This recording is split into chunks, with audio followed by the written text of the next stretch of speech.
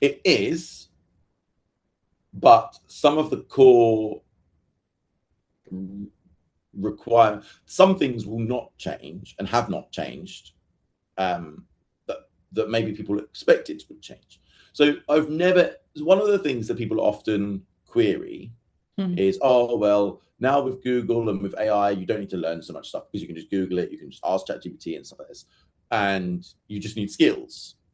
And actually, knowledge, just raw knowledge and understanding, is still very important and valued. So when I was a teacher, I first became a teacher in 2010, right? And I was a teacher for 2 years before I went into working for an educational charity. And then it was when I was finishing my job as working for this educational charity, because it was a certain length of contract that was then extended. And then they were like, oh, after this is going to finish. And then it was after that that I became a tutor. And that kind of period, there were lots of people saying to me, oh, one of the best things about you, John, as a teacher or a tutor is that you've got great subject knowledge, right? They can ask that I could go in, and if they're doing A-level biology or scholarship level history or whatever it was, or chemistry, they could go in and then without any notice, they could just say, we want to cover covalent bonding today. I'm like, no problem. Don't need to go to any like book or notes. I know what it is and I can explain it to you. Whether it's photosynthesis and like the light dependent reaction, or whether it's ionic bonding and metallic properties or whatever, it didn't matter. They were like, oh, this is great, right? John will turn up, and if it doesn't matter which bit of the course, which subject within reason we're finding hard, right? One of my first ever students was a little lad, he's not little anymore because he's grown up now, but he was a lad that was doing a 13+ scholarship preparation, right, for some prestigious schools in Southwest London. And he wanted me to help him in initially just maths and science, which is fine.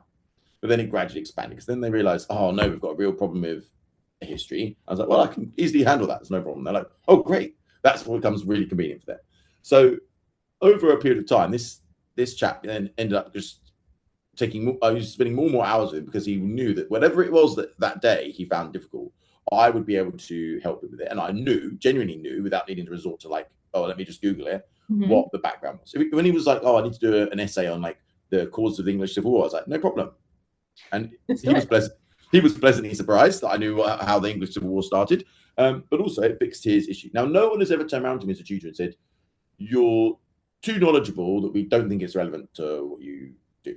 I'm like, well, it's not common that that's going to happen, right? You don't expect that to happen. But the value of knowledge has not changed, in my view, when people expected it would. So that's the first big thing that did not change, because I still think that's going to stay the same. Knowledge is knowledge, right? Knowledge is knowledge, but also the important thing about knowledge is people want a tutor who's knowledgeable, and they don't want a tutor that is less knowledgeable but can use ChatGPT to find out. That doesn't appeal to anyone, really. They want a tutor, with all other things being equal, the tutor still being nice and getting on well with their student, all this. They want someone who knows the course and is not relying on Google or ChatGPT as a crutch, right? Because you can rely on Google or ChatGPT as a crutch, but it's not the same as actually knowing in depth all of the content and being able to say, I can assure you this is what's the correct outline for your syllabus, especially. And I think that's the biggest thing that's not going to change. The things that are going to change are how AI can be used to support tutors when that core ability is in place.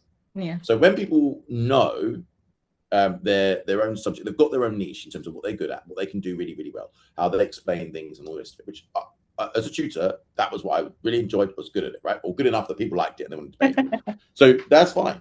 I could explain course of the First World War, I could explain whatever it was in physics or chemistry, and that was really good. And the thing that's changed, I think, a lot since the advent of AI is being able to use AI for, again, I can use AI to produce graphics now, which, again, I don't have any ability to do that before, but I can now do it. I can use AI to summarize lots of material that I've previously written. If I've got a load of material that I've previously written, or if I've written lots and lots of emails to people, and I can just copy all the emails into a chat and go, right, just if I've got lots of references to different things here, please tell me when this person asked me to do this. Bingo, right, it can come back to that. It can collate existing information, and it can provide, it can search for things and do manual tasks much, much faster than a person can. But it still operates as like an extremely enthusiastic junior employee. right? Rather than Yeah. an expert consultant. And the problem with AI is when people think it's an expert consultant, when actually it's only an extremely enthusiastic junior employee. Because both of those things produce lots of outputs, but the quality of the outputs what's different, right? If you go to someone who's a real expert in their subject and you ask them in like deep and intriguing questions, an expert can identify and categorize the importance of various different elements, right? Whether it's in history, whether it's in science, whether it's in maths, whatever it is. What an AI can do is it can give you all of them, but it really struggles in categorizing importance. You can give it a go, but it's not reliable enough. Human. It's not human. But it's not expert is what it is the problem, right? It can rapidly imagine it is that junior enthusiastic employee who can rapidly go and do everything you tell them to do. They'll go and work really, really hard, and it will produce in like 1 minute. It would have done hundreds of pages of reading and written up your essay or whatever, but it doesn't have expertise.